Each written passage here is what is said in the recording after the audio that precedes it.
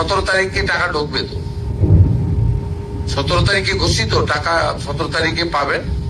তার ঝাড়াই বাছাইয়ের কাজ অন্তিম পর্যায়ে চলছে। আমরা বলে দেবো কারা যোগ্য অযোগ্য বলে দেবো। মাননীয় মন্ত্রী মালতী রাভা রায় এবং অন্যান্য আধিকারিকদের নিয়ে কথা বলে জানিয়ে দেবো আপনাদের। আমরা তো আগেই বলেছি 17 তারিখ থেকে যোগ্য লোকেরা টাকা পাবেন, কোনো অসুবিধার কারণ নেই। আপনার আগের সরকার 500 টাকা দিতে ক মাস লাগিয়েছিল মাননীয় মুখ্যমন্ত্রী, মনে আছে নাকি? 2021 সালে 9 মাস লাগিয়েছিল,